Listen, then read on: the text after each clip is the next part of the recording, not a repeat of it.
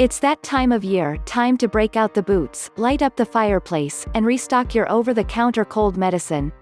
But maybe this year you're not so excited about the proper sleepiness that comes with Tylenol cold or the sugary taste left over after you swallow something of emergency. If so, think about, believe the power of plants to up your not able to be harmed, not able to get a disease, and help you hedge infections. Yep, this is how to build a cold, flu season first aid kit with herbs. Fixes for diseases made from herbs and plants are a way of doing something, way that something happens, full of powerful friends for your health and not able to be harmed, not able to get a disease, explains Sarah Corbett, Atlanta-based medicine-based herbalist at Rowan & Smart, and science is starting to agree. Research is beginning to confirm the effectiveness of folk medicines people have been using for hundreds of years, says Corbett. Here are 6 easy herbal medicines you can add to your medicine cabinet, or fridge, as it may be, for a prevention booster, or as a healing aid.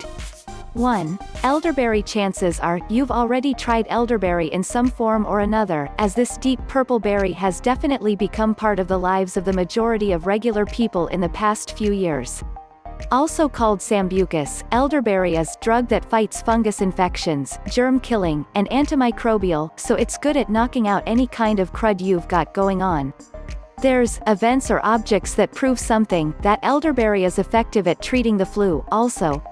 It's most commonly found as a syrup. It will make your kitchen smell wonderful, God-related if you DIY, but tiny bits, a plant extract made with alcohol or glycerin, lozenges, and even gummies can work too.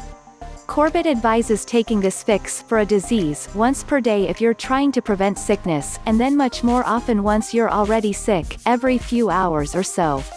Elderberry is carefully thought about, believed safe, but don't chug a whole bottle or anything like that. A teaspoon to a tablespoon of syrup at a time will work. Keep syrups in the fridge, as they aren't shelf stable. If you have any related to the body attacking itself, sicknesses, problems, it's probably best to stay away because it stimulates the disease-fighting system. 2.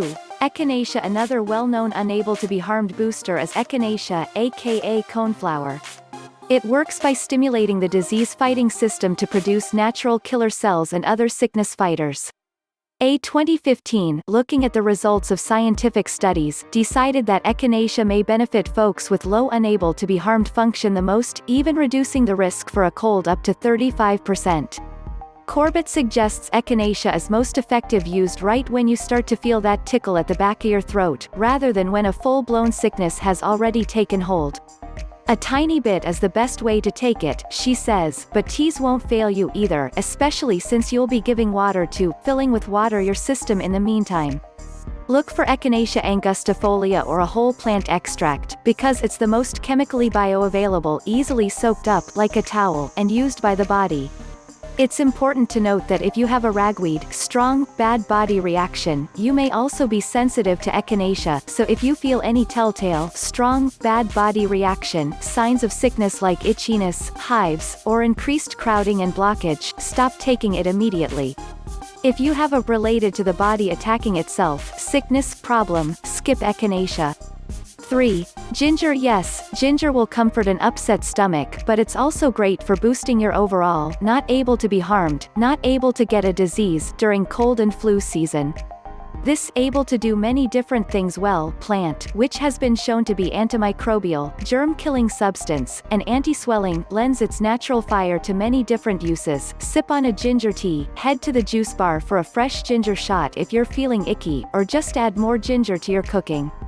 It's pretty safe when used in cooking and fixes for diseases, but having a baby developing inside the body, people shouldn't eat more than 2 grams of dried ginger per day. 4. Garlic. Garlic's powers go well beyond making food taste delicious. It's thought to stimulate the disease-fighting system and boost the effectiveness of white blood cells, though studies are not resulting in anything. Garlic is really easy to use. Eat it every day to keep yourself feeling top-notch. Up your garlic intake when you're actually sick, too.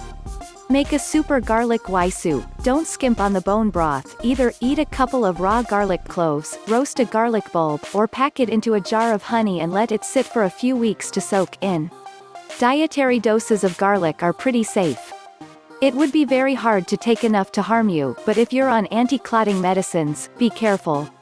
And brush your teeth if you find yourself going high on the hog with raw garlic. 2. 5. Fire cider. This intense liquid, sometimes also called the master tonic, is kitchen medicine at its best, an intense mixture of garlic, ginger, onion, horseradish and hot peppers plus any number of other unable to be harmed boosting ingredients like turmeric, or tasty ones like lemon or rosemary, soaked in flavored sauce, in apple cider vinegar. Fire cider gets its effectiveness from the shared power of these sinus-clearing, warming, infection-fighting plants, plus an extra boost from the containing alcohol from a chemical change ACV. And yes, this unable to be harmed brew will burn in a good way, going down. It's extremely, very easy to make, so whip up a batch and toss it on your salad every night, sprinkle it on rice or quinoa, or take a shot when you feel a cold coming on. If handcrafting isn't your jam, you should be able to find some from a local herbalist or at a natural food store. Steer clear if you have GERD or a history of stomach, open, painful sores. 6. Adaptogens. You've probably heard this wellness word said a lot lately in the last few years, adaptogens, but may not be clear on what exactly it means.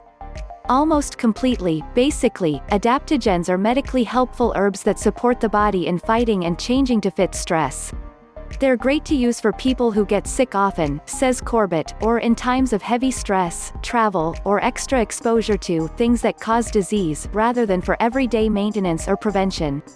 Ashwagandha, reishi, both of which stimulate your infection-fighting cells, or white blood cells, and holy basil, stimulates the disease-fighting system and also fights viruses, are all good choices for unable to be harmed support, explains Corbett. Buy reishi as a powder and mix it into anything you're eating or drinking. It's safe to take in small doses, like a scoop of powder or a squirt of tiny bit. Ditto for ashwagandha, although steer clear of ashwagandha if you're taking thyroid, chemicals produced by the body like synthroid. Holy basil can be made into an infusion and sweetened with honey. Don't take it if you're having a baby developing inside the body, though, says Corbett. Research some other options, try a few, and see which ones work for you. Corbett explains that many people think that herbal fixes for diseases don't work, but that it's often because they aren't using enough.